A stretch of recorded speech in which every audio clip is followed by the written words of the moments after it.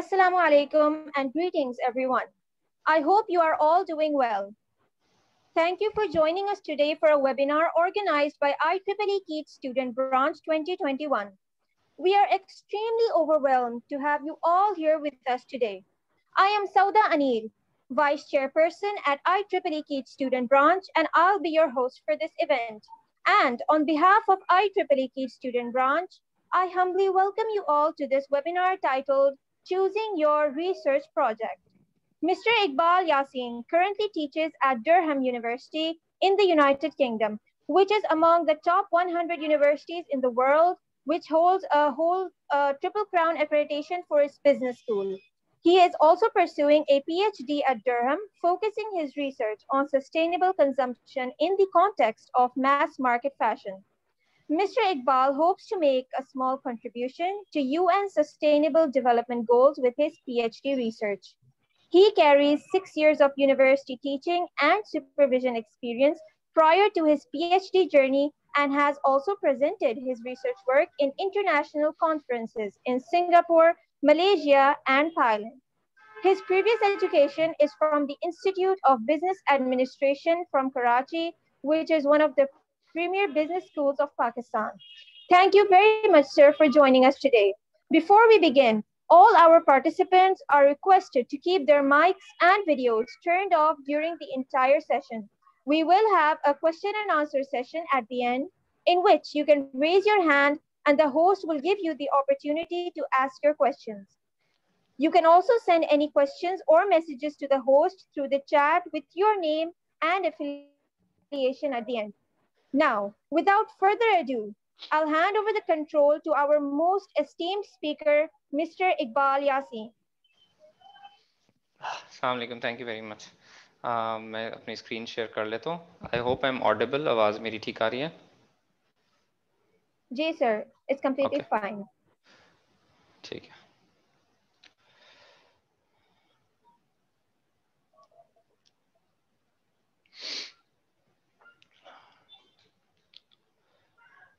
Right, so can you see the screen?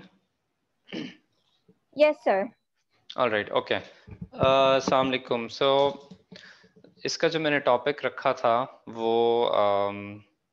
choosing a research project है, but the research project is not the only thing that we are covering today. Okay, so अब इसमें बात ये है कि maybe for some of you this may be more relevant, जिनका research से ताल्लुक है, जिनका dissertation या thesis से ताल्लुक है.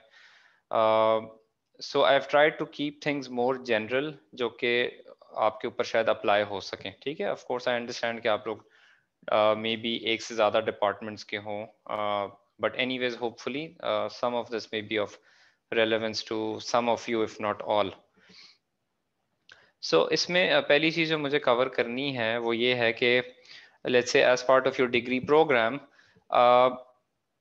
काफ़ी दफ़ा आपके पास option होते हैं कि let's say in the last semester आप कुछ उसमें extra courses कर लें या फिर dissertation पे काम कर लें, यानी dissertation मतलब thesis पे काम कर लें, या फिर आप let's say किसी projects के ऊपर काम कर लें. ठीक है? So पहली चीज़ why choose courses? Let's say अगर आपके पास option हो कि जी आपको degree complete करने के लिए आपने courses का option लेना है, so why should you go for courses? उसका एक main मकसद ये है कि जी firstly the courses may be easier to complete, they may be quicker to complete as opposed to अगर आपने कोई प्रोजेक्ट करना हो या आपने किसी डिसर्टेशन या थीसिस पे काम करना हो. सही हो गया? अच्छा, एक ये रीज़न है. दूसरा इसमें ये है कि जो आपके प्रोजेक्ट्स या रिसर्च रिलेटेड चीज़ें होती हैं उसमें कुछ नेसेसरी अप्रूवल्स वगैरह में भी एक्स्ट्रा टाइम लग जाता है. ठीक है? Like choosing a research project supervisor, choosing a dissertation or a thesis supervisor. फिर ये भी हो सकता है कि जी आपका जो है अलाइनमेंट नहीं हो रही, मैचिंग नहीं हो रही उनके साथ, अपने सुपरवाइजर्स के साथ. तो again that could be again problematic, ठीक है। सो इन दैट केस अगर आपका मकसद यही है कि जी मुझे डिग्री जल्दी कंप्लीट करनी है और फिर किसी जॉब्स पे जाना है या अपने बिजनेसेस पे जाना है, तो the easy way out are the courses, ठीक है। अगर आपके पास लेट्स से लास्ट 1-2 सेमेस्टर में depending on your degree program ये ऑप्शंस हों कि जी मुझे कोर्सेज करने हैं या मुझे प्रोजेक्ट या डिसर्टेशन पे जाना है, ठीक है। So in these few circumstances you may decide to go with the courses, ठीक है, उससे आपकी डिग्री भी जल्दी कंप्लीट हो जाएगी। Second is why choose projects. Okay, so अब प्रोजेक्ट होता क्या है? I belong to the business administration domain, उसके प्रोजेक्ट्स डिफरेंट किस्म के हो सकते हैं, और वेयर एज किसी भी इंजीनियरिंग फील्ड से रिलेटेड प्रोजेक्ट्स और किस्म के हो सकते हैं। मकसद प्रोजेक्ट्स का ये होता है कि आपके जो डिग्री प्रोग्राम है जिसमें आप एनरोल्ड हैं उससे कुछ आपको रेलेवेंट इंडस्ट्री एक्सपीरियंस मिल जाए, ठीक है। सो व्हाट हैपेंस इज काफी दफा यूनिवर्सिटीज का अपना जो करियर ऑफिस होता है या प्लेसमेंट ऑफिस होता है वो जो है आपको मे बी हेल्प आउट करे रिसर्च प्रोजेक्ट्स विन करने में या लेट्स से एटलीस्ट कंपनीज में अप्लाई करने में, ठीक हो गया। अच्छा, अब ये प्रोजेक्ट्स होते क्या हैं? These are like similar to internships, so they could be paid और नॉट और अनपेड। सही है, मकसद ये होता है कि आप कंपनी में किसी रियल प्रोजेक्ट पे या रियल असाइनमेंट पे रियल टास्क के ऊपर आप काम कर रहे होंगे, ठीक हो गया। अच्छा, अब प्रोजेक्ट की ड्यूरेशन कितनी हो सकती है? It could be 3 months, it could be 4 months, और लेट्स से अ मैक्स ऑफ 6 months, सही है। ताकि मकसद ये होता है कि आप अपनी उसकी डिग्री की रिक्वायरमेंट के तौर पे उसको कंप्लीट कर लें, ठीक है। So when will you choose a project as oppose to let's say choosing courses, वो ये होगा कि जी मेरे लिए इम्पोर्टेंट है कि मुझे इंडस्ट्री एक्सपीरियंस कुछ मिल जाए during the degree, of course जो कि इंटर्नशिप के थ्रू भी मिल सकता है, but this project is let's say इसका जो टाइम पीरियड है that is very close to your degree completion. So अगर आप इसमें अच्छा परफॉर्म करते हैं कंपनी के लिए, जिस भी डिपार्टमेंट में आप किसी प्रोजेक्ट के ऊपर काम कर रहे हैं, so it is very much likely कि वो कंपनी आपको जॉब भी ऑफर कर दे, सही है, depending on a lot of other factors like कि आपने काम कैसा परफॉर्म किया, but other than that also how your relationship was with your line manager या बॉस जिसके अंडर आपने वो प्रोजेक्ट कैरी आउट किया, ठीक है। सो अगर आप and compare to the courses, let's say कि आपके पास ऑप्शन 2 कोर्सेज करके डिग्री कंप्लीट करनी है या प्रोजेक्ट करके, so projects might take longer. Project की एक रिक्वायरमेंट ये भी हो सकती है कि जी आपने जो है उसकी प्रोजेक्ट कंप्लीट होने पे एक रिटन रिपोर्ट भी सबमिट करनी है, just like you do for an let's say 4 week और 6 week इंटर्नशिप, ठीक है। तो इसकी भी ये रिक्वायरमेंट हो सकती है। क्लियर हो गया होगा यहाँ तक?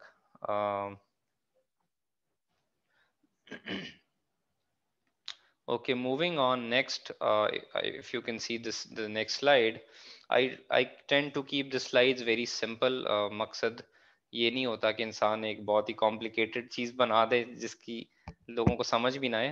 The point is कि जो आपके सेशन का ऑब्जेक्टिव हो वो पूरा हो जाए, and it's always advisable to keep the slides and the background and the colors very simple. मकसद ये है कि बात कम्युनिकेट हो जाए जिसको आपने बात समझानी हो। ओके जी, so next option, let's say courses की हमने बात कर ली, रिसर्च प्रोजेक्ट की हमने बात कर ली, फिर आ जाए जी डिसर्टेशन पे। डिसर्टेशन कह लें उसको या थीसिस कह लें, ज्यादा कॉमनली यूज जो दुनिया में उसका नाम है that is called a dissertation, ठीक हो गया। ऑलराइट, सो डिसर्टेशन या थीसिस जो है, व्हेन विल यू डिसाइड और when will you let's say go for a dissertation? Compared to these two projects versus the courses, of course, dissertation may be somewhat closer to a research project. Courses से वो different होगा, projects के करीब तर होगा। Projects क्या है कि आपने किसी industry में किसी company के लिए थोड़ा बहुत काम किया है। Dissertation क्या है dissertation qualifies as what we call pure research or basic research or academic research. ठीक है, it is not really applied research. applied research क्या है कि जिस तरह आपने for example किसी प्रोजेक्ट के ऊपर काम कर लिया, ठीक है. डिसर्टेशन या थीसिस को हम बेसिक, प्योर या एकेडमिक रिसर्च क्यों कहते हैं? बिकॉज इसमें आप थियोरी के साथ लिंक हो रहे हैं, ठीक है. You are linking yourself with theory. आप बहुत सारा लिटरेचर पढ़ रहे हैं, इसको हम लिटरेचर रिव्यू कहते हैं. आप जिस भी टॉपिक्स के ऊपर काम कर रहे हैं थीसिस में या डिसर्टेशन में, तो आप उसमें ये देख रहे हैं कि जी पहले ऑथर्स ने क्या कहा है इस टॉपिक के बारे में. वो सारा कुछ स्टडी करके you come to your own topic कि अच्छा जी मुझे वो लिटरेचर पढ़ के ये थोड़ा बहुत गैप एक समझ आया है, और उसकी बेसिस पे मैं अपनी रिसर्च या प्राइमरी रिसर्च या नया डेटा कलेक्ट करूंगा और अपना थीसिस कंप्लीट कर लूंगा, ठीक है. सो डिसर्टेशन या थीसिस कैसे डिफरेंट हुआ रिसर्च प्रोजेक्ट से? रिसर्च प्रोजेक्ट जो है it is more practical, it is more applicable to the industry, whereas dissertation or thesis is not really for the industry, it is for academics, ठीक है. it is for the field of academics, it is for the scholars maybe. सही है. Of course जब भी आप कोई dissertation करते हैं या लेट से उसका शॉर्ट फॉर्म एक रिसर्च पेपर आप करते हैं, तो उसमें एक सेक्शन होता है which is called managerial implications, ठीक है. जिसका मकसद ये होता है कि जी मैंने ये रिसर्च की है, थियरी वगैरह देखी है, कुछ डेटा कलेक्ट किया है किसी टॉपिक पे, तो but at the end of that research paper और अ डिसर्टेशन और अ थीसिस, मैं ये जरूर let's say in a paragraph form में बताना चाहूंगा कि उसकी रेलेवेंस एक मैनेजर के लिए क्या है. सो फॉर एग्जांपल अगर मेरा एरिया ऑफ रिसर्च या area of study consumer behaviour है, और मैं कोई रिसर्च करता हूँ जिससे मुझे ये पता चला कि हाँ जी सेकंड हैंड क्लोथिंग की एक्सेप्टेबिलिटी बढ़ रही है लोगों में, ठीक है. यूज क्लोथिंग की या सेकंड हैंड क्लोथिंग लोग अब पहनना शुरू कर गए हैं, ठीक है. तो उसकी मैनेजरियल इम्प्लीकेशंस क्या होंगी कि मैं ऐसी कंपनीज जो कि सेकंड हैंड क्लोथिंग में डील करती हैं, फॉर एग्जांपल इंग्लैंड में यहाँ पर we have the Salvation Army एक कंपनी है, we have British Heart Foundation, वो अपने स्टोर्स रन करती है, चैरिटी स्टोर्स, और वो वहाँ पे सेकंड हैंड क्लोथिंग अच्छी कंडीशन वाली सेकंड हैंड क्लोथिंग रखती है और बहुत सस्ती उसको बेचती है, बहुत अच्छी कंडीशन क्लोथिंग को, और वो पैसा of course British Heart foundation की चैरिटी में जाता है. सही है. सो मैं लेट्स से रिसर्च करता हूँ और इससे मुझे पता चला कि जी सेकंड हैंड क्लोथिंग की एक्सेप्टेबिलिटी बढ़ रही है किसी कंट्री में सच एज इन इंग्लैंड, तो मेरी मैनेजरियल इम्प्लीकेशन ये बताएगी कि हाँ जी ब्रिटिश हार्ट फाउंडेशन और उस जैसी जो सिमिलर कंपनीज हैं उनको इस बिजनेस में आना चाहिए, क्योंकि ज्यादा से ज्यादा लोग जो हैं अब इस चीज की तरफ सेकंड हैंड क्लोथिंग की तरफ मूव हो रहे हैं, बजाय इसके कि हर कोई जो है महंगे ब्रांडेड नए कपड़े हर वक्त खरीदता रहे. सही है. So dissertation would mainly be theoretical. आपका एक थियोरेटिकल कंट्रीब्यूशन होगा, आप थियोरी को रीड करेंगे, लिटरेचर रिव्यू करेंगे, और उसकी बेसिस पे आप अपनी कुछ डेटा कलेक्ट करके फिर अपनी फाइंडिंग्स पेश कर देंगे दुनिया के सामने. But at the same time it would have some implications, it would have some benefits for the industry as well. ठीक हो गया. so that is what a dissertation is.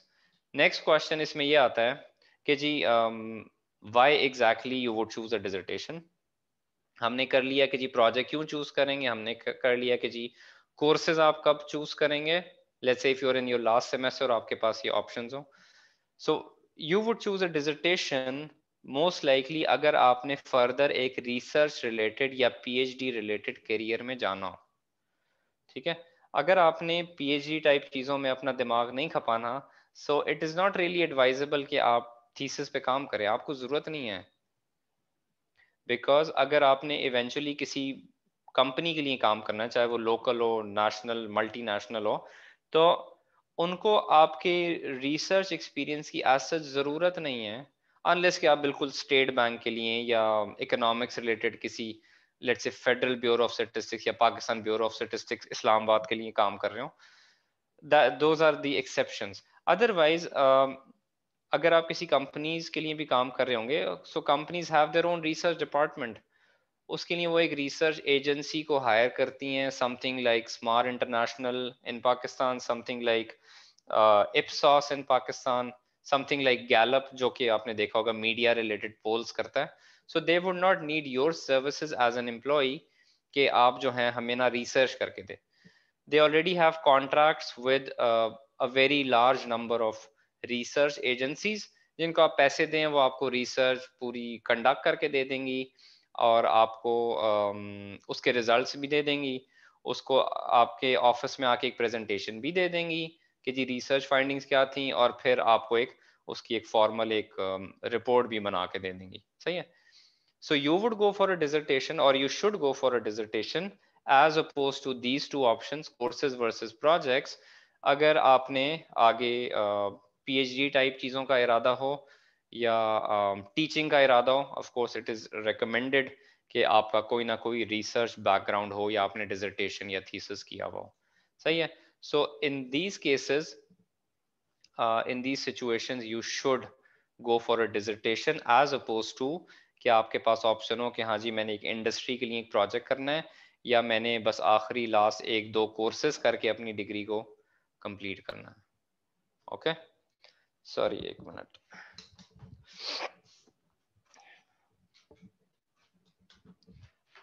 I am in this environment friendly room, तो ये थोड़ी देर बाद इसकी light खुद ही of हो जाती है, तो फिर ऑन करनी पड़ती है.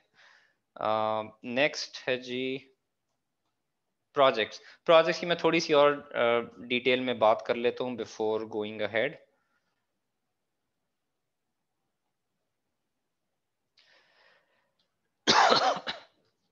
ऑलराइट, सो प्रोजेक्ट्स क्या होते हैं, क्योंकि मेन टाइटल मैंने ये रखा था, choosing a research project.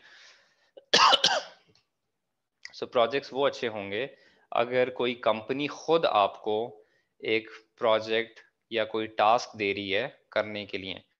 Let's say कि आप अपनी ड्यूरिंग योर स्टडीज आप किसी इंटर्नशिप पे जाते हैं और वो आपका वहाँ पे कोई पर्सनल कांटेक्ट है. ठीक है. सो पर्सनल कांटेक्ट की बेसिस पे लेट्स से आपकी इंटर्नशिप तो लग जाएगी, बट ज़रूरी नहीं है कि उनके पास कोई एज सच कोई काम हो प्रॉपर आपको देने को, and you may be spending time on doing photocopies, and I have done quite a lot of those in my bachelor's degree. ठीक है, when I worked on some internships. So internships पे भी जब भी जाना चाहिए जब कंपनी ने प्रॉपरली कोई एडवर्टाइज की हुई हो और आपको पता हो कि हाँ जी इस बंदे के अंडर मुझे काम करना है और ये प्रोजेक्ट है जिसका मुझे हिस्सा बनाया जाएगा as part of the internship. अच्छा जी, what kind of companies you can target for the project. जितनी भी आपकी बड़ी कंपनीज हैं, ज़्यादातर के हेडक्वार्टर्स कराची में हैं, कुछ के हेडक्वार्टर्स लाहौर में हैं. ठीक है. Nestle has its head Pakistan head office in Lahore, upper mall पे उनका है. शेल का हेड ऑफिस कराची में है. PSO हो गया, एंग्रो फूड्स हो गया, P&G, Procter and Gamble, Unilever, everything is in Karachi. Islamabad में you have the NGOs. NGOs का main setup इस्लामाबाद में है because of course they're linked to the embassies. तो उनके साथ उनका attachment है. प्लस थोड़े बहुत आप कह सकते हैं कि ऑयल एंड गैस का थोड़ा बहुत जो हेडक्वार्टर्स या मेन सेटअप है वो इस्लामाबाद में. बट अदरवाइज आप एक मेन बेस्ट जगह में बैठे हुए हैं in terms of career and job opportunities where Pakistan is concerned. So you are in the best city. So you have most of the companies working or headquartered in Karachi. So all of these companies like Unilever, like Procter and Gamble, like Engro Foods, Engro के बाकी भी जितने divisions हैं of course वो engineering के लिए बहुत relevant है. जो इनका डार्की में सेटअप है वहाँ पे बहुत सारे इंजीनियर्स काम करते हैं. So these are the companies who may have proper projects जिनके ऊपर आप काम कर सकें. ठीक हो गया. सो अब उन प्रोजेक्ट्स का पता कैसे चलेगा? या तो आप उनकी वेबसाइट पे देखेंगे डिटेल, या फिर उससे पहले जो आपकी यूनिवर्सिटी का करियर ऑफिस है, प्लेसमेंट ऑफिस है, अगर वो ऑलरेडी ये चीजें एडवर्टाइज नहीं कर रहा, so you would go to them, you would approach them कि जी please help us with these projects and all. ठीक है. अगर कोई भी यूनिवर्सिटी आपको ये ऑप्शन दे रही है कि हाँ जी कोर्सेज करने हैं या रिसर्च प्रोजेक्ट करना है, तो ऑफ कोर्स वो उसका काम है ये कि वो आपको उन प्रोजेक्ट्स के लिए फैसिलिटेट करेगी, एटलीस्ट इनिशियल कांटेक्ट जरूर कराएगी। फिर वो लाइन मैनेजर या वो कंपनी आपको उस प्रोजेक्ट के लिए या आपकी पूरी टीम को, आपके ग्रुप ऑफ 3 और 4 स्टूडेंट्स को उस प्रोजेक्ट के लिए चूज करती है या नहीं करती, that depends on how well you perform in the interview या जो भी। ठीक हो गया। प्रोजेक्ट्स का एक और एडवांटेज क्या होगा, जिससे मैंने इस पे लिखा turning projects into a full time job. So if you do a good project, just like if you do a good internship, तो इट इज लाइकली कि वहां से आपको जॉब ऑफर हो जाए। अगेन हर कंपनी ये नहीं करेगी, पीएनजी ये जरूर करेगी, एंग्रो फूड ये जरूर करेगी। ठीक है, प्रॉक्टर एंड गैम्बल जितना एफर्ट अपने इंटर्नशिप प्रोग्राम पे लगाता है, तो उसके लिए खुद भी ये आसानी है कि वो अपने इंटर्न्स में से ही अपने फुल टाइम एम्प्लॉयज को हायर कर ले once you finish your internship. ठीक है, so if you get selected for an internship in a bigger company, in a well-known MNC, in a well-known multinational corporation, it is likely कि आपको, as long as you're performing well in that project, or let's say even in a 4 week or 6 week internship, तो वो आपको ultimately वहाँ पे job offer कर दें। ठीक हो गया। मेरी जो MBA की इंटर्नशिप थी उस जमाने में 2012 में, that was at Shell head office Karachi. तो जब हमारी इंटर्नशिप कंप्लीट हुई थी, तो जो इंटर्न्स थे उनको उन्होंने पहले असेसमेंट सेंटर में बिठाया था, जो कि एक लाइक सेकेंड लास्ट एक्टिविटी होती है before a full time job. So that means के उनको पहले प्रायोरिटी दी गई, बिकॉज उनका काम कंपनी ने for 4 week 6 week 8 weeks already देख चुकी थी, बजाय इसके कि जी वो ऑल टुगेदर नए लोग लेके आए और फिर उनके काम को इवेलुएट करें। सही है, वो अलग बात है कि हम में से कोई वो असेसमेंट सेंटर क्लियर नहीं कर पाया था, so we did not get the job, but at least they gave you the opportunity to prove yourself. If you can't prove yourself, that is your problem. Next, dissertation in detail, इस पे चले जाते हैं। दो तीन slides ही रह गई हैं, then we'll have hopefully some questions. अच्छा जी, डिसर्टेशन डिसर्टेशन इज इम्पोर्टेंट, मैं उस पर टाइम स्पेंड करना चाहता हूँ because that's my area, research, PhD, thesis, ये वो thesis supervision as well. So मैंने आपको ये बता दिया कि जी हमें डिसर्टेशन पे कब जाना है, जब it depends on your future plans. अगर आपका आगे PhD का इरादा है, अगर आपका आगे टीचिंग में जाने का इरादा है, तो इट्स अ गुड आइडिया कि आपका एकेडमिक रिसर्च का एक्सपीरियंस हो जाए। और वो कैसे होगा, जब आप अपने आप को लेट्स से इसमें डिसर्टेशन या थीसिस रिलेटेड काम में इन्वॉल्व करेंगे। Okay, just give me a minute.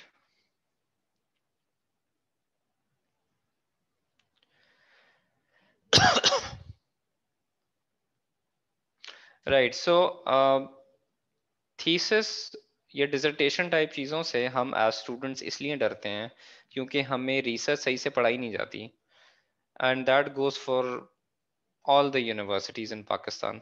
आप एक दो रिसर्च के कोर्सेज की बेसिस पे एक्सपेक्ट करते हैं कि जो स्टूडेंट है वो पूरा एक थीसिस लिख लेगा।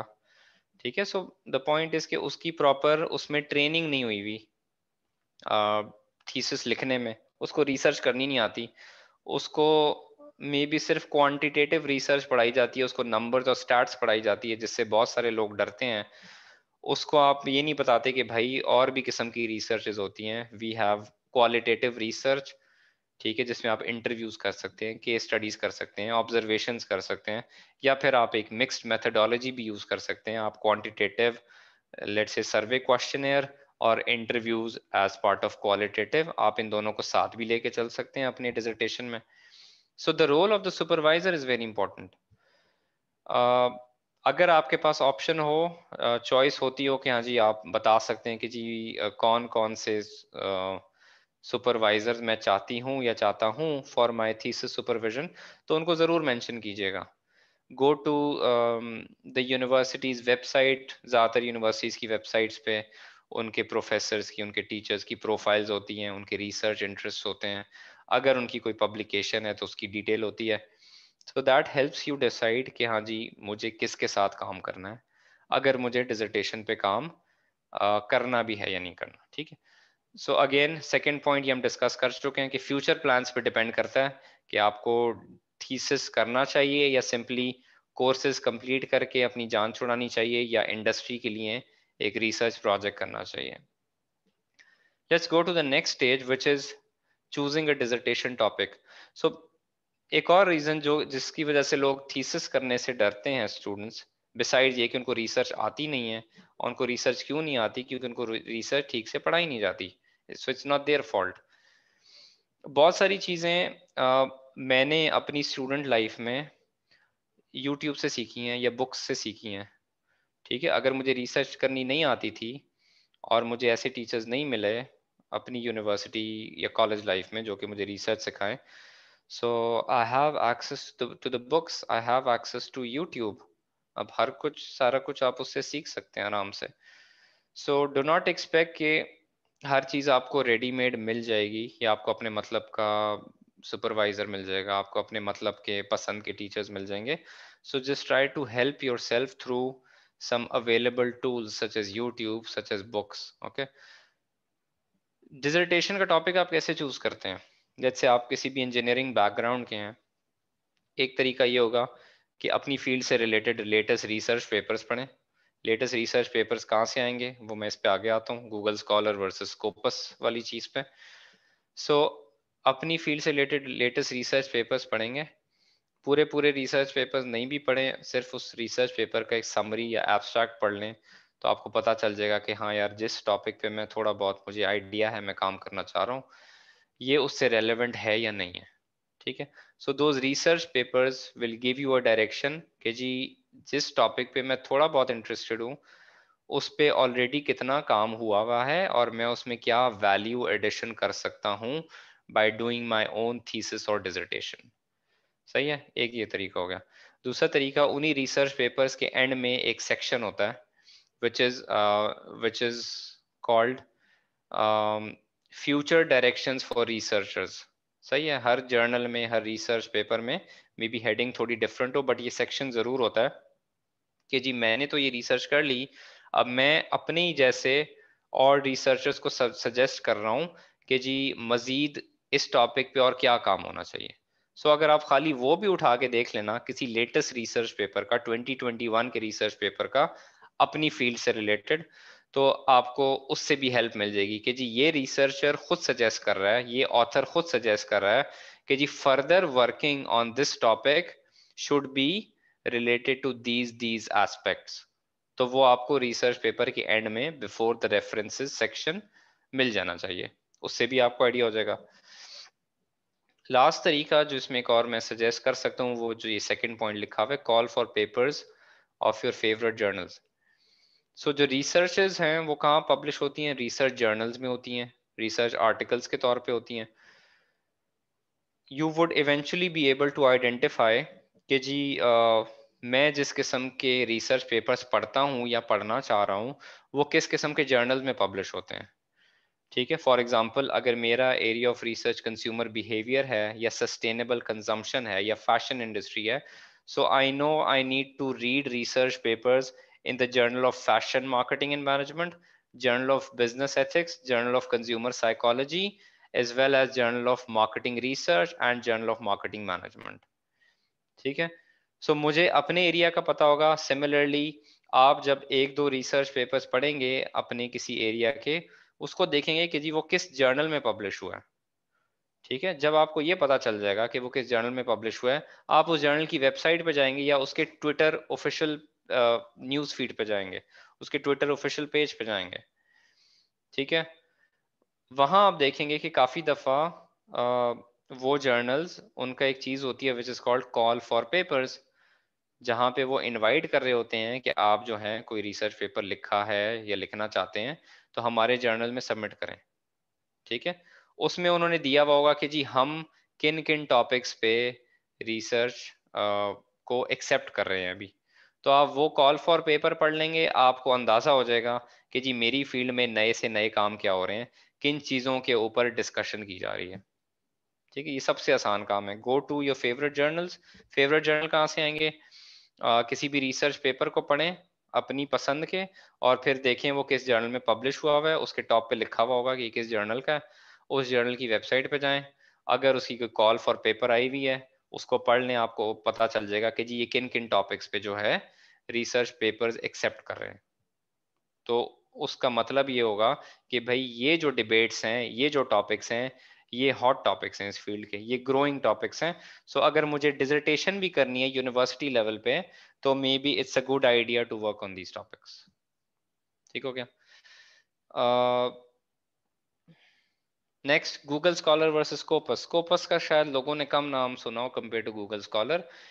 सो गूगल स्कॉलर पे आप अपनी पसंद का कोई टॉपिक सर्च करते हैं, for example use of artificial intelligence in Pakistani organisations, या आप जब गूगल पे लिखेंगे as oppose to Google Scholar पे लिखने के, तो रिजल्ट्स डिफरेंट आएंगे। Google Scholar will give you scholarly results, it will give you the results from books and chapters rather than blogs or articles and stuff। ठीक है, but उससे भी बेहतर चीज एक और है, उसका नाम है स्कोपस। आप scopus.com को खोल के देख सकते हैं।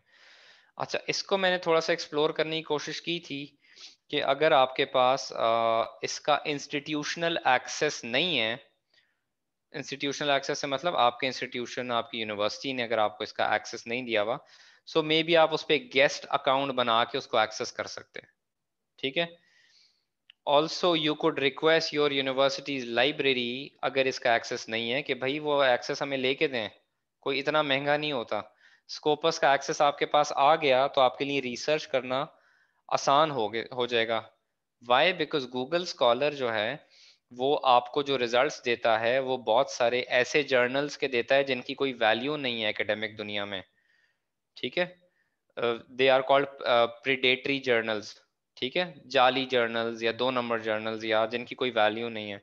वेयर स्कोपस में अगर वो इंडेक्स्ड होगा जर्नल, स्कोपस के पास डेटाबेस में होगा, तो इट इज मोर लाइकली कि वो एक ऑथेंटिक, एक अच्छे लेवल का जर्नल है। ठीक है, so make use of Scopus. अच्छा, पहली चीज है उसको एक्सेस करना, वो मैंने आपको बता दिया कि आप उसमें गेस्ट अकाउंट बना के may be for a limited time period उसको एक्सेस कर सकते हैं। Otherwise you could request your university library, university librarian, जिस तरह टीचर्स को टर्निटिन का एक्सेस होता है, डिफरेंट चीजों का एक्सेस होता है, similarly the university may be able to provide access to Scopus to the students as well, क्योंकि बहुत कोई महंगी चीज नहीं है ये। तीसरा ऑप्शन ये है इसमें कि HEC जो है उसने पाकिस्तानी स्टूडेंट्स को बहुत सारी डेटाबेसेस का एक्सेस दिया हुआ है। तो मे बी डायरेक्टली स्कोपस का ना दिया हुआ, but if you go to the HEC website, वहां पे आपको पता चलेगा कि हाँ जी, एप्सको का एक्सेस दिया हुआ है, JSTOR का एक्सेस दिया हुआ है।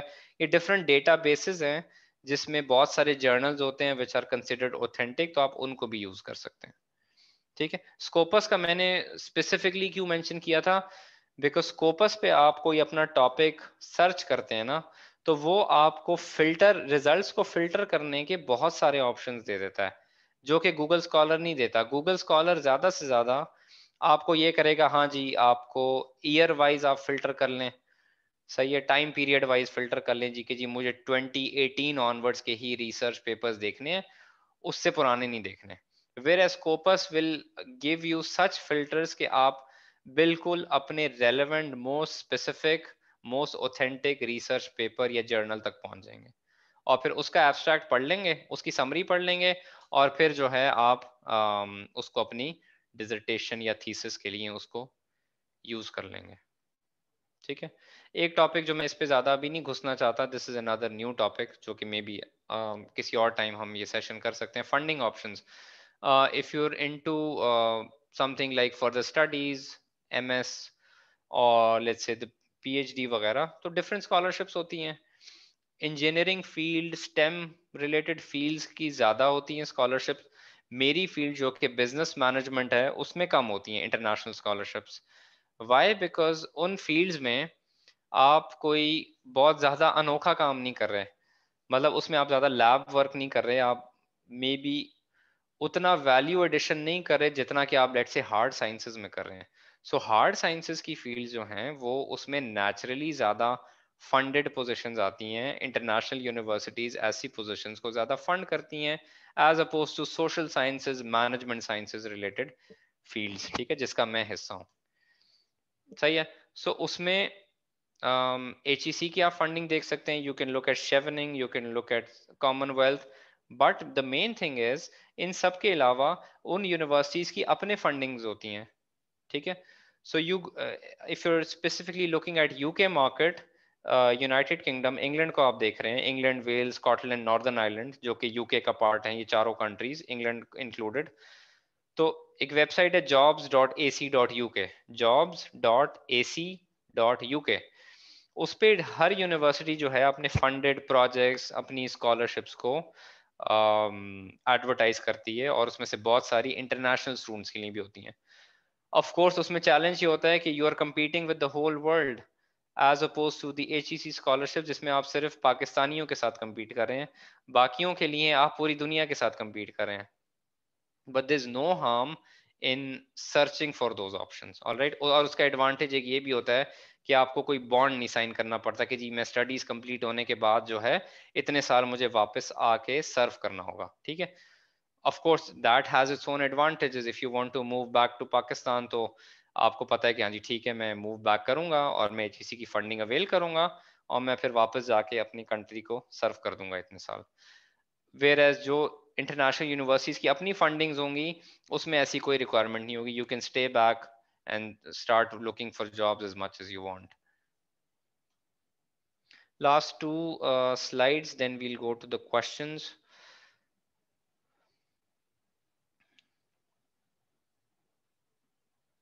I hope आवाज ठीक आ रही हो। Sauda, am I? Yes, sir, we can hear you. Okay, great. Fine. The lights have gone off again in this environment-friendly room. Okay. Yeah. So these last two slides, and then we wind up for the discussion and the Q&A. एक चीज जिसको हम बहुत neglect करते हैं overall अपनी जिंदगियों में, वो है वॉलंटियर के तौर पे काम करना।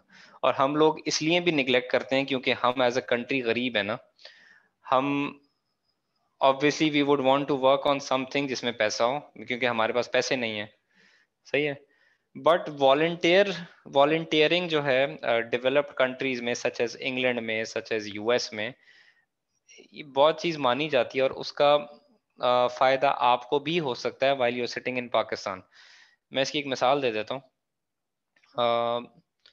शेल में जब मेरी सिलेक्शन हुई थी for the internship, for my MBA internship in Karachi, तो उनके पास जिसमें वो कैंडिडेट्स को इवेलुएट कर रहे होते हैं ना, वो उसमें फॉर्म में एक ऑप्शन होता है कि जी इस बंदे या बंदी ने वॉलंटियर वर्क किया हुआ है या नहीं किया हुआ। If you have done volunteer work तो आपको उसके पॉइंट्स मिलते हैं, सही है।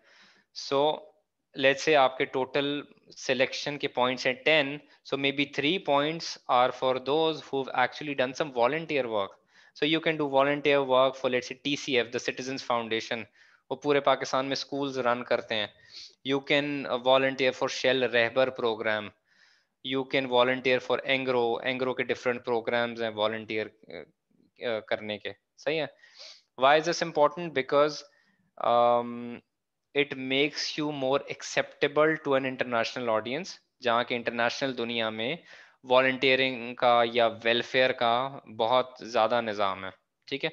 So in Pakistan also the organizations value this. जो आपकी मल्टीनेशनल्स हैं, such as Telenor, such as Shell, जिसकी मैंने आपको एग्जांपल दी, उसका फ़ायदा ये भी होगा कि अगर आपका कोई और वर्क एक्सपीरियंस नहीं है, तो वॉलंटियर करके भी आपने कुछ सीखा हुआ है, कुछ काम किया हुआ है। And then this third point that I have noted down, you learn a new trade. आप कोई नई चीज सीखते हैं वॉलंटियर काम करके। इसकी एग्जांपल ये है जो मैंने लास्ट में लिखी हुई है, A-level tuition. when I got into when I was in Pakistan, I got into university teaching. मैं वहीं पे पढ़ा रहा था जब, तो इस्लामाबाद में था मैं एक यूनिवर्सिटी में उस टाइम। सो somebody advised me कि भाई आप यूनिवर्सिटी टीचिंग छोड़ के ना आप O-level A-level ट्यूशन में घुस जाएं, क्योंकि उसमें इतना पैसा है कि आप जो है ना यूनिवर्सिटी टीचिंग को भूल जाएंगे। बट उसके लिए ज़रूरी ये था कि मुझे A-level, ऑफ कोर्स मैंने किया हुआ O-level A-level ही है, but not with the best of grades, तो एटलीस्ट मुझे पढ़ाना तो उस लेवल का आता हो ना कि मैं ए लेवल के लिए अपने आप को सेल कर सकूं।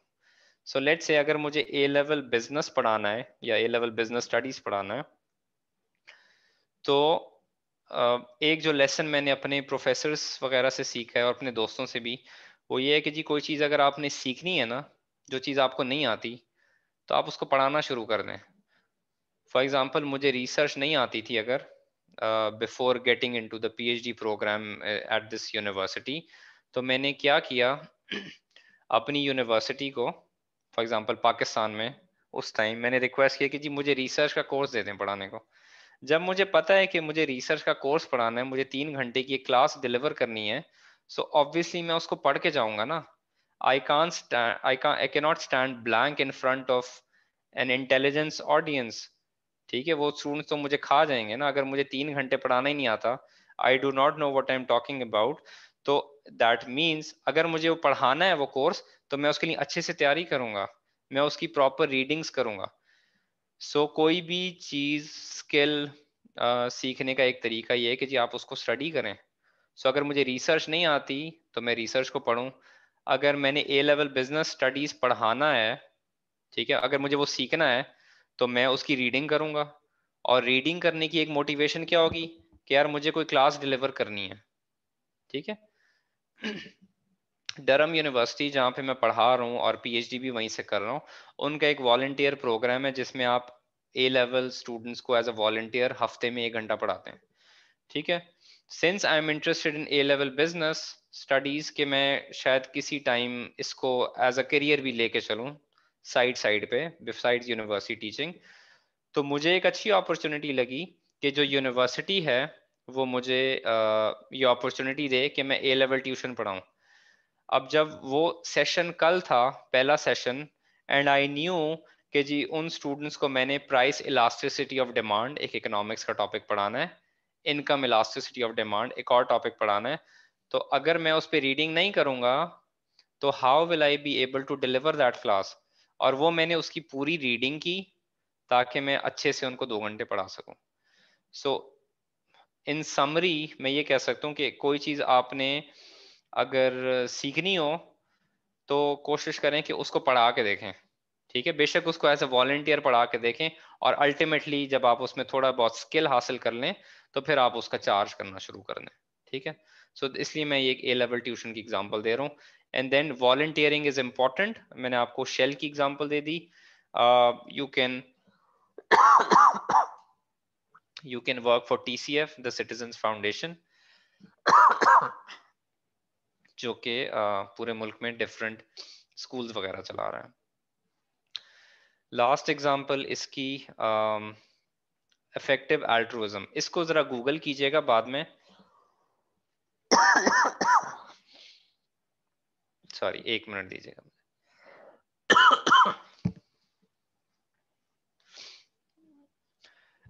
another example that is effective altruism। Again ये भी एक मेरी यूनिवर्सिटी का, डरम यूनिवर्सिटी का एक वॉलंटियर प्रोग्राम है। ये वो प्रोग्राम है, ये वो टॉपिक है जो दुनिया की टॉप यूनिवर्सिटीज में कराया जाता है। It is inspired by the Harvard and the Oxford universities of this world. Harvard, Oxford, Cambridge, उनमें ये प्रोग्राम इनिशियली रन हुआ था, और अभी उसने जो है डरम यूनिवर्सिटी ने भी इसको इंट्रोड्यूस कराया। इसको जरा सा पढ़िएगा, जस्ट गूगल इट। और इस पे एक बुक भी है, मैं आपको नाम बता देता हूँ before we wind up the session. ये किताब है उसकी, इसका नाम है जी डूइंग गुड बेटर, और इसके नीचे इसका ये ऑथर का नाम है। सही है। ये आपको pdfdrive.net पे मुफ्त में मिल जाएगी।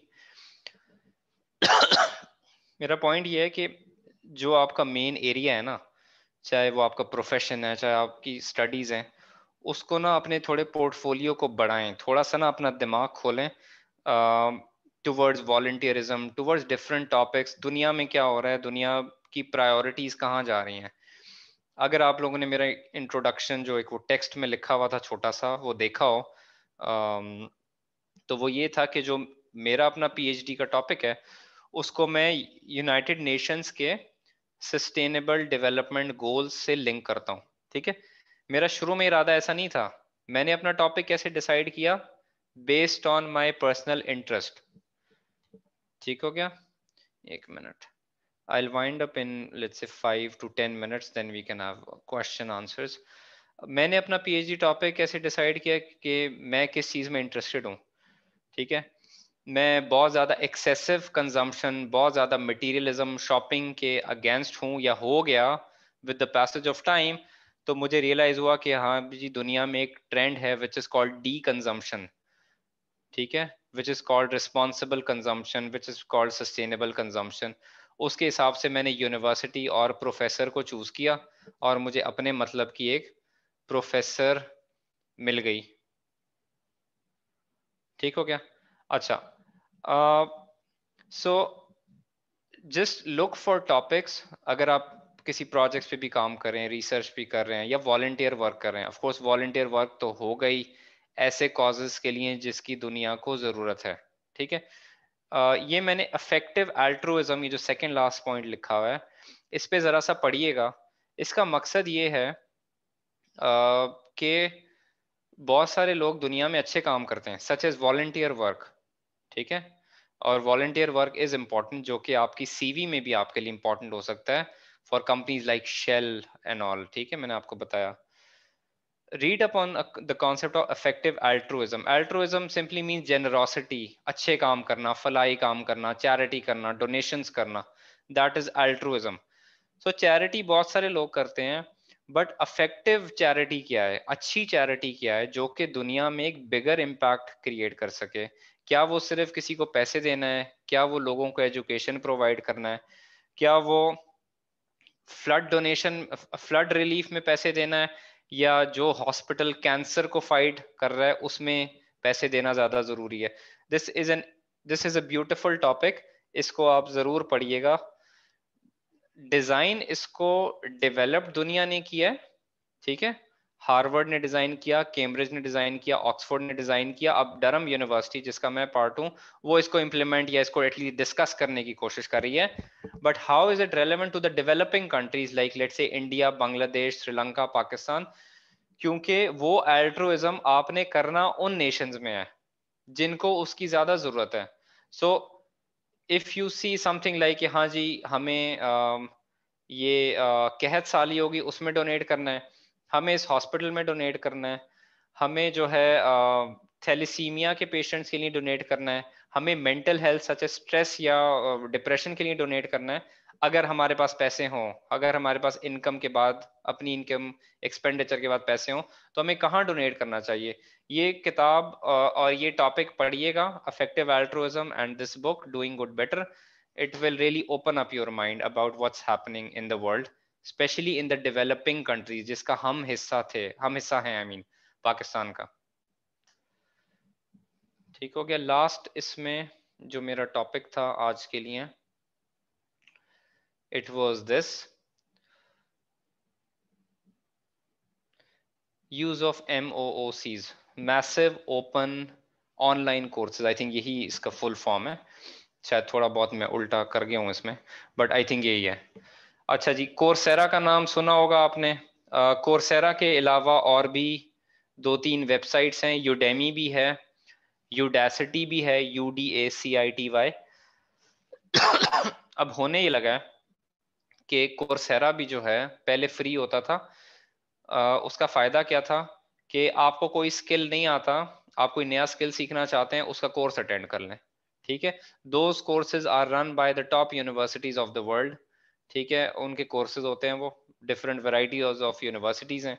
तो पहले ये फ्री होता था, अब उन्होंने कर ये दिया है कि अगर आप इस पे अकाउंट बनाते हैं तो आई थिंक अब साल में एक कोर्स आपको फ्री होता है।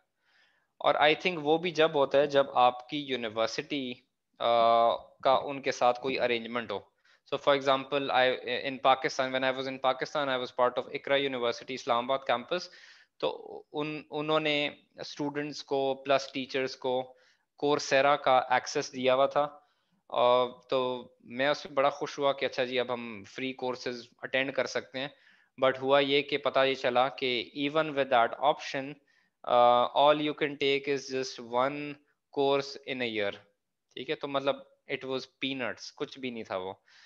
But there may be other websites जिससे आप कोई कोर्सेज अटेंड कर सकें और नई नई चीज़ें सीख सकें। जिस तरह मैंने आपको एग्जांपल दी कि अगर मुझे रिसर्च नहीं आती थी तो मैंने उसको फॉर एग्जांपल यूट्यूब से सीख लिया, मैंने बुक से सीख लिया, मैंने कोर्सेरा से जब तक वो कोर्सेज फ्री थे उनके लेक्चर्स मुफ्त में डाउनलोड करके उससे सीख लिया। My area of research as a methodology is qualitative research, यानी कि I prefer interviews, observations, case studies, इस किस्म की चीज़ें। तो क्वालिटेटिव रिसर्च से रिलेटेड जो था मैंने क्या किया, एक आई थिंक फिलिप एडू नाम है उस बंदे का, अमेरिकन है, अफ्रीकन अमेरिकन। उसके यूट्यूब पे बहुत अच्छे लेक्चर्स थे। अब यूट्यूब वाज फ्री, तो मैंने उससे जितनी रिसर्च की चीज़ें सीखी हैं तो शायद वो मुझे किसी कोर्स से मैंने ना सीखी हो या अपनी यूनिवर्सिटी से ना सीखी हो। So make use of these courses. ठीक है, आपको उसका पता होगा, ये जो इन्होंने शुरू किया था, मेरे जहन से नाम निकल गया, you would be knowing this, Pakistan की जो फ्रीलांसिंग कम्युनिटी है उन्होंने डिफरेंट कोर्सेज वगैरह स्टार्ट किए हैं, गवर्नमेंट ने भी स्टार्ट किए थे। So you learn things like जो कि प्रेजेंटली इन डिमांड है, जो कि फ्यूचर में इन डिमांड रहेंगी, such as freelancing, such as business intelligence, business analytics, data analytics. इसकी मैं आपको एग्जांपल दे दूं कि अगर मैं अभी यूके में होते हुए भी मैं डिफरेंट यूनिवर्सिटीज में विजिटिंग लेक्चरर के लिए अप्लाई करता हूं, तो in the domain of marketing which is my area of teaching as well as my research, तो ज्यादातर इंटरेस्टेड होते हैं डिजिटल मार्केटिंग में। ठीक है कि जी आपको डिजिटल मार्केटिंग पढ़ानी आती है, जो कि फ्रैंकली मुझे इतनी नहीं आती जितनी कि मुझे कंज्यूमर बिहेवियर या मार्केटिंग मैनेजमेंट या ग्लोबल मार्केटिंग पढ़ानी आती है। सो मकसद ये है कि this is the present and it is expected to be the future as well. ठीक है, कंपनीज की जो मार्केटिंग है वो कन्वेंशनल तरीकों से हट के डिजिटल मोड्स पे जा रही है। और डिजिटल में भी क्या होता है कि नए नए टूल्स आते जा रहे हैं। आप कब तक ट्विटर, फेसबुक, इंस्टा, स्नैपचैट्स के साथ खेलते रहेंगे? There may be new tools coming up, तो आपको वो सीखने हैं एज ए टीचर और वो स्टूडेंट्स को कम्युनिकेट करने हैं। ठीक है, सो इवन द यूनिवर्सिटी से कि हाँ जी अगर आपने मार्केटिंग पढ़ानी है तो you should be familiar with digital marketing because that is the present and that will eventually be the future as well. सही है, सो अपने आप को अपडेटेड रखें। अगर कोई और आपकी हेल्प नहीं कर रहा, so get help from Google, get help from YouTube. ठीक है, get help from books, books पढ़ा करें। Books are the best thing you could have anywhere. अपने साथ एक किताब लेके चला करें। कराची की बसों में ऑफ कोर्स ट्रैफिक जाम जितने होते हैं, आपका घंटे 2 घंटे निकल जाते होंगे। So keep a book with you, book कोई आपसे चुराएगा भी नहीं गन पॉइंट पे। So just keep books with you और अपनी नॉलेज में इजाफा करें। यूनिवर्सिटी कॉन्टैक्ट्स, अगेन ये वही बात है कि अगर आपको कोर्सेरा का एक्सेस नहीं है, आपको यूडेमी का एक्सेस नहीं है, तो एटलीस्ट कोर्सेरा का एक्सेस आप अपनी यूनिवर्सिटी को, की एडमिनिस्ट्रेशन को या अपने लाइब्रेरियन को कह सकते हैं कि जी हमें ये एक्सेस करा के दें। अपने हेड ऑफ डिपार्टमेंट से बात कर सकते हैं। इसमें उनका भी फायदा है, सिर्फ आपका फायदा नहीं है।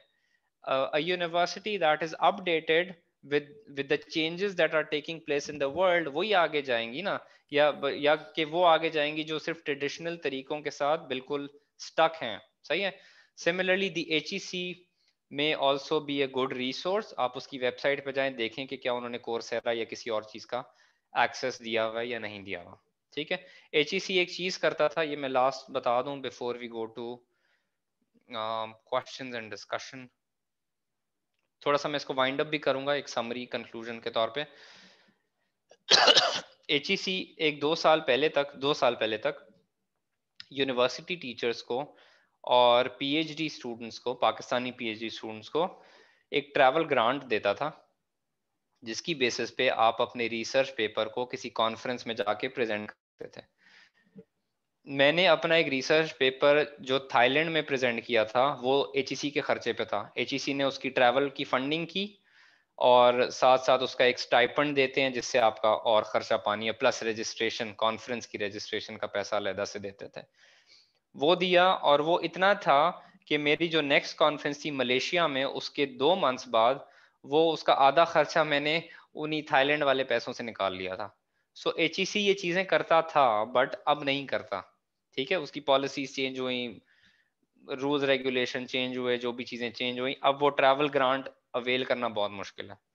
बिकॉज HEC को लगता था कि जी अच्छा जी हमारे जो प्रोफेसर हैं वो सिर्फ बाहर सैर करने जा रहे हैं। ठीक है, वो सैर भी करेगा, मतलब अगर वो एक 5-6 दिन के ट्रिप पे जा रहा है तो ठीक है, कॉन्फ्रेंस उसकी 9 to 5 होगी, उसके बाद वो या तो जाके सो जाएगा होटल में या फिर वो उस सिटी को एक्सप्लोर करेगा ना, उसमें क्या हर्ज है। बट वो जो उसको एक्सपोजर मिल रहा था एक इंटरनेशनल ऑडियंस के सामने अपना रिसर्च वर्क प्रेजेंट करने का, वो भी खत्म कर दिया गया। ठीक है, यानी कि जो डेवलप्ड कंट्रीज सबसे ज्यादा जिसमें इन्वेस्टमेंट करती हैं हेल्थ और एजुकेशन, हम एजुकेशन को मजीद जो है ना कट डाउन करते जा रहे हैं, which is very very unfortunate. अगर इसमें हम थोड़ा बहुत भी इन्वेस्ट कर लें ना, अपने वो बाकी चीजों से बजट से निकाल के इसमें लगा लें, तो बहुत सारी एकेडमिक दुनिया का, एकेडमिक पाकिस्तानी इसका फायदा हो जाए। Just to wrap up the discussion, मेरा पॉइंट ये था, choosing a research project. So as a university student, you may have the option of, let's say, working on research project और dissertation, या फिर इवन MS या MPhil level पे अब universities Pakistan में ये ऑप्शन देने लगी हैं कि जी ठीक है, आपने थीसिस या डिसर्टेशन नहीं करना तो आप जो है ना अपनी MS पे जरूर देती हैं। MPhil का I am not too sure, क्योंकि MPhil is more research oriented, तो शायद उसमें आपको लाजमी डिसर्टेशन या थीसिस करना होता। बट MS लेवल पे भी ये ऑप्शन देने लगे हैं कि हाँ जी, आपने अगर रिसर्च नहीं करनी, थीसिस नहीं करना, तो कोर्सेज एक दो एक्स्ट्रा कोर्सेज करके जो है ना आप अपनी डिग्री को वाइंड अप कर लें। So it's important to know कि आपने वो थीसिस कब करना है, वो प्रोजेक्ट कब करना है, या आपने सिंपली कोर्सेज करके अपनी जान छुड़ा लेनी है। ठीक है, ये हम डिस्कस कर चुके हैं। So dissertation is something important. Projects आप कंपनीज से पकड़ सकते हैं, आपका प्लेसमेंट ऑफिस, करियर ऑफिस पकड़वा सकता है। Dissertations are important, thesis are important अगर आपने फर्दर PhD में या एक टीचिंग करियर में जाना हो। Google Scholar is good, but Scopus and EBSCO and JSTOR are better, ये हम डिस्कस कर चुके हैं। वॉलंटियर काम करें, अगर कोई जॉब नहीं मिल रही, कोई पेड इंटर्नशिप नहीं मिल रही, start with the volunteer work. I volunteered for TCF a couple of times in Pakistan, the citizens foundation. उनका एक रहबर TCF रहबर प्रोग्राम होता है, आप उनकी वेबसाइट पे देख सकते हैं, TCF is the citizens foundation. उनको वॉलंटियर्स चाहिए होते हैं हर वक्त। ठीक है, अफेक्टिव एल्ट्रुइज्म पे पढ़ें, ये क्या कॉन्सेप्ट है, क्यों इम्पोर्टेंट है, इसको जरूर पढ़ें। जिस चीज में अच्छे नहीं है कोशिश करें कि उसको पढ़ाएं, बेशक मुफ्त में पढ़ाएं। अगर A लेवल की ट्यूशन पढ़ाना चाहते हैं, इनिशियली नहीं मिल रही, किसी को एज अ वॉलंटियर पढ़ा दें यार। ठीक है, ऑफ कोर्स A लेवल वही ज्यादातर कर रहे होंगे जो थोड़े से अमीर होंगे, तो आपको अच्छा नहीं लगेगा उनको एज अ वॉलंटियर पढ़ाते हुए। बट यहाँ पे इंग्लैंड में A level is not a luxury, it's the standard thing, right. जिस तरह पाकिस्तान में मैट्रिक या इंटर है, तो यहाँ पे A level is more normal, तो गरीब लोग भी A लेवल कर रहे होते हैं। सही है। सो उसमें वॉलंटियर्स उनको चाहिए होते हैं। तो मुझे A लेवल बिजनेस स्टडीज अगर नहीं आती थी या मैंने नहीं कभी पढ़ाई थी, सो मैंने ये किया कि उसको पढ़ाना शुरू कर दिया, जिसके लिए जरूरी था कि मैं उसको पहले खुद पढ़ूं to be able to deliver a lecture of 2 hours. So different volunteer work करके आप different चीजें सीख सकते हैं। कोर्सेरा को यूज करें, यूट्यूब को यूज करें, अपने स्किल्स को इम्प्रूव करें। वेबसाइट मुझे वो याद आ गई, DG skills, DIGI skills.org है या .net है, पाकिस्तानी वेबसाइट। उससे फ्री ट्रेनिंग हासिल करें, बिजनेस एनालिटिक्स को सीखें, डिजिटल मार्केटिंग को सीखें, इनको फ्रीलांसिंग प्लेटफॉर्म्स में सेल करें। ठीक है, सो इस तरीके से अपनी डायरेक्शन सेट करें और अपना टाइम ना ज़ाया करें। ठीक है, जब let's say 5 or 10 years down the lane when you have more responsibilities related to family and all, तब आपको वो टाइम याद आएगा कि हाँ यार, वो टाइम मैंने इतना अगर पार्टी ना की होती, थोड़ा सा सीख ली होती चीजें, तो मुझे आज वो काम आ रही होती। बाद में आपको रियलाइज होगा कि हाँ यार, मेरे पास ये स्किल नहीं है, मुझे ये सीख लेना चाहिए। बट उस टाइम आपको टाइम नहीं निकाल पाएंगे इन चीजों के लिए। सो अगर सोशल मीडिया यूज ही करना है ना, तो ट्विटर को यूज करें। ठीक है, आई एम श्योर अगर मैं भी किसी से पूछूं कि आप फेसबुक यूज करते हैं, स्नैपचैट यूज करते हैं, इंस्टा यूज करते हैं, ट्विटर कितना यूज करते हैं, लिंक्डइन कितना यूज करते हैं, तो आई एम श्योर फेसबुक और इंस्टा के यूजर ज्यादा होंगे, या the number of hours you spend on those platforms in a day would be much higher than those you would spend on, let's say, LinkedIn or the Twitters of this world. ठीक है, Twitter को इस्तेमाल करना सीखें, घुस जाएं उसमें, उसको एक्सप्लोर करें, वो एक अलग ही दुनिया है। ठीक है, उससे आपको बहुत कुछ सीखने को मिलेगा। Thank you, I am open two questions. Thank you very much, sir. It was a very informative session, and I'm sure that everyone else in the meeting feels the same way. If anyone has any questions, kindly raise your hand so we can unmute you, or type the question in the chat box along with your name and affiliation. Also, I would like to inform the participants that a feedback form has been shared in the chat box, so kindly do fill it out, since that is the final step in requiring your e-certificate for this webinar. Yes, please, if anyone has any questions, kindly raise your hand, or you can type them in the chat box. Okay, there's a question that I got as a direct message. The question is how easy it is to select internship in Engro and other big industries. जो बड़ी companies है ना, वो अपनी सारी positions अपनी website पे advertise करती हैं। सो यूनिलीवर हो गया, पीएनजी हो गया, शेल हो गया, एंग्रो फूड्स हो गया। Engro Foods is now known as FrieslandCampina, एक इंटरनेशनल कंपनी है, उसने उसका एक्वायर कर लिया है। So it is now known as Friesland Campina. सही है। So Engro या Engro Foods let's say particularly, तो आप इनकी ऑफिशियल वेबसाइट पे जाएं, ये ज्यादातर सारे अपने प्रोग्राम्स उस पर एडवर्टाइज करती हैं। इंटर्नशिप्स का अभी टाइम नहीं है अनफॉर्चुनेटली। इंटर्नशिप्स जो इनको समर्स में स्टार्ट करनी होती है, तो वो ज्यादातर ये एडवर्टाइज करते हैं फरवरी मार्च में। ठीक है, सो फरवरी से इनका प्रोसेस शुरू हो जाता है ज्यादातर, यूनिलीवर का, पीएनजी का, जनवरी से भी, even January to Feb, Unilever, Engro, PNGs of this world. तो बहुत स्ट्रेट फॉरवर्ड तरीका है, सब ने एक स्टैंडर्ड फॉर्म फिल आउट करना होता है, उसकी बेसिस पे वो इनिशियल शॉर्टलिस्टिंग करते हैं, और उसके बाद जो है आजकल जो एक हॉट ट्रेंड है, इन है एक चीज, वो ये है कि जी वो सिमुलेशंस या आपको कुछ गेम्स वगैरह भेजते हैं, वो आपने क्लियर करने होते हैं। उससे वो सिर्फ आपकी एक पर्सनालिटी या कुछ इस किस्म की चीजें जज कर रहे होते हैं। So they would have an application form on their website, वो आपने मेहनत से भर के सबमिट करना है। उसमें main criteria of short listing होता है वो जो एसे क्वेश्चंस होते हैं। ठीक है, just like any scholarship, just like any US add thing, जिस पे भी आप अप्लाई करें किसी भी इंटरनेशनल रिलेटेड चीज पे, they really care about those scenario questions or the essay questions. ठीक है, उनको जितना मेहनत से आप फिल आउट करेंगे ना, तो you stand a better chance of getting selected. ठीक है, so thanks to this environment friendly room, the light goes off. अच्छा, so application form is the main step, उसको बहुत मेहनत से भरना है, उसकी बेसिस पे शॉर्ट लिस्टिंग होगी। अगर आप इंटरव्यू तक पहुंच गए, फिर ये मैटर नहीं करेगा कि आपने आईबीए कराची से पढ़ा था, या आपने डरहम यूनिवर्सिटी इंग्लैंड से पढ़ा था, या आपने लम्स से पढ़ा था, या जीआईके से पढ़ा था, या नस्ट से पढ़ा था। Once you are at the interview, तो it's what you speak, it's your personality जो कि आपको मजीद आगे लेके जाएगी। ठीक हो गया?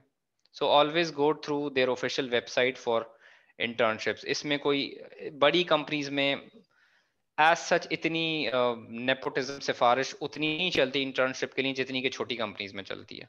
सही है, so as long as you are able to fill out the form properly, they may shortlist you. Thank you, sir. We have one more question. This one is in Urdu. Internship के बाद research papers में volunteer करना चाहिए या research papers में उससे पहले? भाई दोबारा बताइएगा। सर, इंटर्नशिप के बाद पेपर्स में रिसर्च पेपर्स में वॉलंटियर करना चाहिए या फिर इंटर्नशिप से पहले? According to you what is better? I think research project का पूछेंगे वो, रिसर्च पेपर्स में तो आप वॉलंटियर नहीं करते, वो तो आप अपनी यूनिवर्सिटी की रिक्वायरमेंट होगी तो आप रिसर्च पेपर या डिसर्टेशन पे काम करेंगे। रिसर्च प्रोजेक्ट्स ज्यादातर होते ही उन स्टूडेंट्स के लिए हैं जो कि अपनी डिग्री की क्लोज टू कंप्लीशन हो। ठीक है, तो अगर आप एक बैचलर्स प्रोग्राम में हैं जिसकी ड्यूरेशन 4 इयर्स है, तो आई सजेस्ट कि आप सेकेंड ईयर या third year of the degree program उसकी समर्स में इंटर्नशिप जरूर करें, और फिर उसके बाद आपको अगर प्रोजेक्ट का मौका मिल रहा है तो उस पे जाएं। इवन इंटर्नशिप अगर आप एक अच्छी कंपनी अच्छी सी internship कर लेंगे, so they might prefer you as oppose to a totally new person जब उनके फुल टाइम जॉब्स की वैकेंसीज आएंगी। सही है, तो avail the internship option as well as go for the project, but ज्यादातर इंटर्नशिप्स होती हैं second year third year of the degree में उन स्टूडेंट्स के लिए, वेयर एज प्रोजेक्ट होता ही ज्यादातर लास्ट 1 or 2 सेमेस्टर्स के स्टूडेंट्स के लिए है। All right, sir. One more question is, could you please guide us more about the thesis? Okay. What do you want to know about the thesis? Sir, this is the question. That's it. Like, could you So give a you general ask the overview? person if they can open their mic and share the question. तो वरना मैं वैसे generally बता देता हूँ। सो जैसा मैंने बताया कि थीसिस के लिए आप थीसिस को आप उस वक्त चूज करेंगे अगर आपने आगे फर्दर एक पीएचडी या रिसर्च रिलेटेड करियर में जाना है, अदरवाइज डिसर्टेशन या थीसिस में घुसने की जरूरत नहीं है। अगर रिक्वायरमेंट ही है यूनिवर्सिटी की क्या जी उसके अलावा कोई ऑप्शन नहीं है, then yes you should go for it. Usually जो आपका सुपरवाइजर होता है जो जिसको यूनिवर्सिटी एलोकेट करती है आपके लिए, जब आपकी उससे पहली मुलाकात होगी तो वो आपको ये कहेगा या ये कहेगी कि जी जिस टॉपिक पे आप काम करना चाहते हैं ना मुझे वो बताओ, या उससे रिलेटेड ना 2-3 रिसर्च पेपर्स पढ़ के आओ। ठीक है, सो जब तक आप लिटरेचर नहीं पढ़ेंगे ना, जब तक आप अपने किसी भी एरिया ऑफ इंटरेस्ट से रिलेटेड रीडिंग नहीं करेंगे ना, तो उसकी आपको सेंस नहीं बनेगी। अब क्वेश्चन इसमें ये भी हो सकता है कि कोई कहे कि भाई मुझे तो पता ही नहीं है मेरा एरिया ऑफ इंटरेस्ट है क्या। ठीक है, तो आपका एरिया ऑफ इंटरेस्ट वो है जो फॉर एग्जांपल आप सड़क पे चलते हुए जा रहे हो और आप कहें कि यार ये चीज जो है ना ऐसी क्यों है, इस पे रिसर्च होनी चाहिए, as long as of course आप उसको अपनी डिग्री या इंजीनियरिंग फील्ड से भी रिलेट कर सकें। So your choice of a research topic could just be based on for example कि आपने कोई चीज ऑब्जर्व की और आप उसमें इंटरेस्टेड हैं। मेरा पीएचडी टॉपिक वो है जिसको मैंने पर्सनली एक्सपीरियंस किया और मैंने नोटिस किया कि यार कोविड में हमने साल 1.5 साल मैंने 2-3 कपड़ों में ही गुजार दिए, so maybe I do not need so much clothes. ठीक है, तो मुझे अपनी फजूल कंजम्पशन जो है वो कम करनी चाहिए। फिर जब मैंने इस पे यूट्यूब पे वीडियोस देखी, मैंने रिसर्च पेपर्स पढ़े, मैंने प्रोफेसर्स की प्रोफाइल देखी, तो मुझे अंदाजा हुआ कि ये तो पूरी एक इंडस्ट्री है, पूरा एक ग्रुप है जो इस कॉन्सेप्ट को सपोर्ट करता है। So that's how I came to my topic. So you can come to your topic based on कि जी आपका इंटरेस्ट क्या है, क्या चीजें आपने ऑब्जर्व की हैं, उसकी बेसिस पे कर सकते हैं। या फिर सर मैंने आपको बताया कि जी डिफरेंट जर्नल्स के कॉल फॉर पेपर्स देख लें कि वो किन टॉपिक्स के ऊपर काम कर रहे हैं या काम करना चाहते हैं। सो सुपरवाइजर आपको यूनिवर्सिटी देगी, बट सुपरवाइजर सिर्फ आपको गाइड करेगा, सिर्फ आपको मेंटोर करेगा, रीडिंग्स आपने खुद करनी होंगी। जितनी आप अच्छी रीडिंग लिटरेचर रिव्यू करके जाएंगे सुपरवाइजर के पास, आप उससे बेहतर बात कर सकेंगे, उसको भी लगेगा कि आप वाकई रिसर्च में सीरियस हैं। ठीक है। लास्ट चीज मैं बता दूं कि जो थीसिस होता है या डिसर्टेशन होती है उसके 5 चैप्टर्स होते हैं। Chapter 1 is introduction, chapter 2 is literature review, chapter 3 is research design और मेथोडोलॉजी। ये जो पहले 3 चैप्टर्स होते हैं these are part of your research proposal. Literature review brief सा करना है, मेथोडोलॉजी 1-2 सफ़े की करनी है, इंट्रोडक्शन में आपके रिसर्च क्वेश्चन या रिसर्च ऑब्जेक्टिव्स आएंगे वो भी 1-2 सफ़ों का। सो आपका जो टोटल रिसर्च प्रपोजल होता है even at the PhD level, हमारे मुल्क में पाकिस्तान में ज़्यादा बहुत लंबी लंबी लेंथी चीज़ें पसंद की जाती हैं, वेयर एज जिस यूनिवर्सिटी का मैं हिस्सा हूँ मेरा जो पीएचडी प्रपोजल था it was hardly 4 or 5 pages and it was accepted. So it's not the number of word, it's what you are writing. So intro का 1 पेज, लिटरेचर रिव्यू थोड़ा बहुत 1-1.5 पेज, रिसर्च डिजाइन या methodology 1-1.5 page, that's your total research proposal. वो research proposal panel के सामने okay हो जाएगा, supervisor के सामने ओके हो जाएगा, they would give you the go ahead for data collection. Data collection के बाद you would write your chapter 4 which is called results and discussion और फाइंडिंग्स एंड डिस्कशन। ठीक है, उसकी बेसिस पे फाइनल रिजल्ट्स की बेसिस पे you would write your chapter 5 which is conclusion and recommendation. ये उसका एक बेसिक फॉर्मेट होता है। Thank you, sir. Another question we have is, how would you approach companies for volunteer work? Volunteer work का तो कोई मसला ही नहीं है ना। वॉलंटियर्स अगर उनको चाहिए तो उनको पता है आपको उन्होंने पैसे नहीं देने। सो जिसमें उनके पैसे ना जा रहे हो तो वो काम हासिल करना बहुत आसान है। सो TCF से अगर आपने काम लेना है, द सिटीजन्स फाउंडेशन, उनकी वेबसाइट पे जाएं, उनके डिफरेंट प्रोग्राम्स होते हैं। एक होता है, मैंने आपको बताया था TCF रहबर, वो मैंने किया हुआ है उनके साथ, डिफरेंट सिटीज में बल्कि किया हुआ है। उसका फायदा ये भी होता है कि आप जो हैं you even get to travel उनके साथ। TCF के साथ मैंने डिफरेंट स्कूल्स में, इतने शहरों में ट्रैवल किया था पाकिस्तान में जब मैं था। तो ऑल्सो आपका अपना एक नेटवर्क इम्प्रूव होता है, आप बहुत सारे लोगों से मिलते हैं। ठीक है। TCF का जो वॉलंटियर प्रोग्राम है वो उनकी वेबसाइट पे है। सिमिलरली शेल का आई एक्सपेक्ट कि उनकी वेबसाइट पे होना चाहिए। जब कंपनी को खुद लोग चाहिए ना वॉलंटियर वर्क के लिए, तो वो डिटेल उसने अवेलेबल करके दी हुई होगी आपको। अगर नहीं भी अवेलेबल तो there is no harm in actually visiting the company. Just take your CV, go to the reception and tell them कि भाई मैं वॉलंटियर के तौर पे कुछ चीज़ों पे काम करना चाहता हूँ, तो काइंडली मुझे किसी से आप मिलवा दें कंपनी में जो कि वॉलंटियर प्रोजेक्ट्स को हैंडल करता हो। तो वो क्यों आपको रोकेंगे, आप वॉलंटियर के तौर पे काम करना चाहते हैं। सही है। So first go through their official websites. अगर ऑफिशियल वेबसाइट्स पे नहीं है ना, तो इन कंपनीज के ऑफिशियल ट्विटर पेजेस पे जाइए। जैसा मैंने कहा ना कि इंस्टा, फेसबुक, स्नैपचैट, उन चीज़ों का टाइम कट डाउन करके लिंक्डइन और ट्विटर पे स्पेंड करें। ट्विटर आपको समझने में थोड़ा टाइम लगेगा, बट जब आपको समझ आ जाएगा ना तो आप भूल जाएंगे फेसबुक को, because Twitter is infotainment, it has a bit of entertainment as well as loads of information. So Twitter को यूज करें and Twitter is more authentic. हर कंपनी का, हर पॉलिटिशियन का, हर सेलिब्रिटी का, हर स्पोर्ट्स पर्सन का उस पे एक वो होता है ऑफिशियल, वो होता है पेज होता है, ट्विटर हैंडल जिसको कहते हैं। सो उस पे आप उनको ऐड करके या हैशटैग करके आप उनसे डायरेक्टली बात कर सकते हैं आप ट्विटर पे। सो अगर आपको नहीं मिल रहा उनकी वेबसाइट पे, उनके ट्विटर पे जाएं और ऐड वाला साइन करके अपना ट्वीट लिखें और उनको टैग कर दें और हैशटैग के साथ भी उनको कर दें। They will get back to you. Why? Because जब आपने हैश टैगिंग कर दी है या एट साइन यूज कर दिया है, तो खाली वो उनको विजिबल नहीं है, वो बाकी दुनिया को भी विजिबल है। So if the company is not responding to you, it's not good for their image. So it's a good idea कि आप उसमें उनको अप्रोच करें इस तरीके से। अगर इनसे भी नहीं होता, just go to the companies office, कौन रोक रहा है आपको। हाँ, पाकिस्तान में शायद ये मसले हो, यहाँ पे तो आप बैंक में भी चले जाएं तो कोई सिक्योरिटी गार्ड नहीं होता।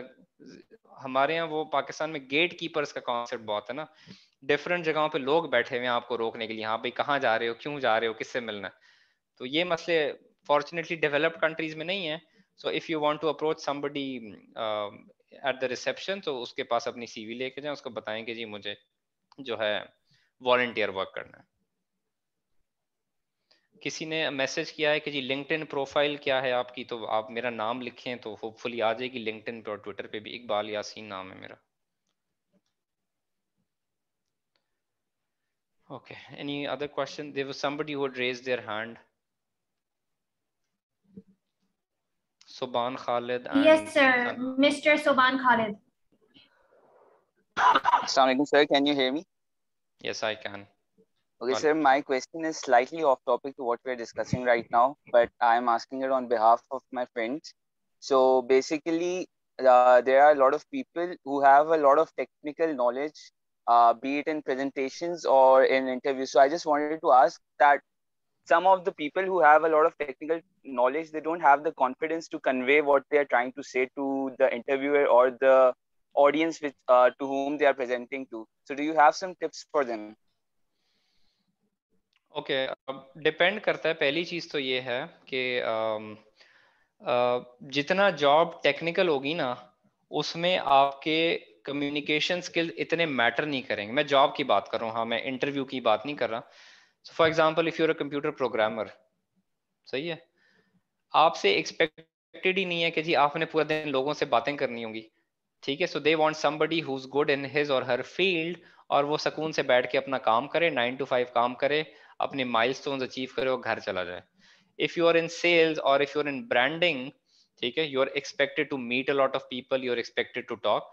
सो वो इंटरव्यूअर आपको जरूरी नहीं है कि वो कम्युनिकेशन के ज्यादा पॉइंट दे रहा हो। It would depend on the nature of the job. अगर आपकी नेचर ऑफ जॉब में ये है ही नहीं कि जी आपको लोगों से बहुत ज्यादा कम्युनिकेट करना है, so how good you speak English और उर्दू मे नॉट मैटर, ठीक है। बट इन एनी केस अगर आपने वो स्किल्स इंप्रूव करने हैं, सो आई सजेस्ट कि आप यूट्यूब पे टेड टॉक्स देखा करें, ठीक है। टेड टॉक्स, TED, चाहे वो टेड की अपनी हो या टेड एक्स हो, ठीक है। एक टेड हो गया, एक टेड एक्स होगा, ठीक है, TEDx। देखें कि लोग कैसे बोल रहे हैं, सही है। साथ साथ आप उनकी ड्रेसिंग भी नोट करें, सही है। हमारे मुल्क में बहुत कॉन्सेप्ट है जी बहुत हाई फाई ड्रेसिंग का। डेवलप्ड कंट्रीज में nobody really gives a shit, sorry, nobody gives a damn how you are dressed up। यहाँ पे जो मेरा प्रोफेसर है, सुपरवाइजर है, he also does the lecturing, आप उसकी ड्रेसिंग देख लें, ठीक है। it would be as casual as you can think of, क्योंकि ड्रेसिंग मैटर नहीं करती, उनके लिए काम मैटर करता है। हमारे जैसे मुल्कों में मे बी ड्रेसिंग की बहुत वैल्यू होती हो कि अच्छा जी अगर बंदे का काम ठीक नहीं है ना, तो लोग उसको उसकी ड्रेसिंग पे जज कर लें कि अच्छा since this person is dressed well तो शायद इसको बहुत कुछ आता है, सही है। So do not worry about the dressing, do not worry about the communication, but अगर आपको यस वर्बल प्रेजेंटेशन बोलने वगैरह का तरीका सीखना है, so refer to TED talks on YouTube. उसके अलावा इस्लामाबाद में भी है, I am sure they would have a bigger presence in Karachi. एक ग्रुप है which is called Toastmasters, TOAST, Toastmasters, सही है। इधर क्या होता है, it's a group of volunteers जो कि हफ्ते में एक दफा मिलते हैं, और they are usually those who are not confident with public speaking, ठीक है। वो मिलते हैं और किसी टॉपिक पे जो है वो बोलते हैं एक दूसरे के सामने। इट्स अ ग्रेट प्लेटफॉर्म, मैंने अटेंड किए हुए उनके 1-2 सेशंस इस्लामाबाद में, मेरे कुछ दोस्त भी अटेंड करते हैं। सो search for toast masters Karachi, सही है, आई एम श्योर आपको मिल जाएगा। उनके उनके साथ जाएं, उनके सेशंस अटेंड करें। As much as I know volunteer group है, ज्यादा से ज्यादा हुआ तो मे बी उनकी साल की कोई फीस होती होगी मे बी 500 या 1000 रुपया, 6 महीने की फीस होती होगी 500 रुपए। सो उसमें आपको बोलना पड़ेगा, और आपको झिझक इसलिए नहीं होगी बिकॉज आपके जैसे और बहुत सारे लोग होंगे, सही है। सो द कॉन्सेप्ट ऑफ, जिस तरह कहते हैं ना एक सपोर्ट ग्रुप होता है, हमारे मुल्क में इतना कॉन्सेप्ट नहीं है सपोर्ट ग्रुप्स का, बट बाकी कंट्रीज में बहुत है। सो फॉर एग्जांपल अगर आपने कभी डिप्रेशन या स्ट्रेस जैसी चीजों के साथ सफर किया है, so you would have a support group. आपको उस ग्रुप में ऐसे लोग मिलेंगे जिनका सिमिलर एक्सपीरियंसेस रहा है, आप बैठ के उनके साथ बात करेंगे। सिमिलरली एक और ग्रुप है, उसको आप ज्वाइन कर सकते हैं, किताब सर्कल है, ठीक है, रीडर्स क्लब है, ठीक है, इस्लामाबाद में है तो आई एम श्योर कराची में भी होगा। द रीडर्स क्लब, किताब सर्कल, ये लोग महीने में एक बुक असाइन करते हैं अपने ग्रुप मेंबर्स को, वो पढ़ के आते हैं सब, उसको साथ एक बैठते हैं किसी रेस्टोरेंट में, कैफे में, उसको डिस्कस करते हैं, ठीक है। इस तरीके से अपना सर्कल बनाए लोगों का, जिससे आपको बात करने का ज्यादा से ज्यादा मौका मिले लोगों के साथ।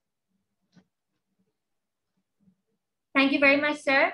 I would like to remind the participants that a feedback form has been shared in the chat box. Kindly do fill it out. Sir, we would now like, yes, sir? There were 2 more people who had raised their hands. Would anyone like to ask any questions? If there are any questions, kindly raise your hand, or you can send the message in the chat box.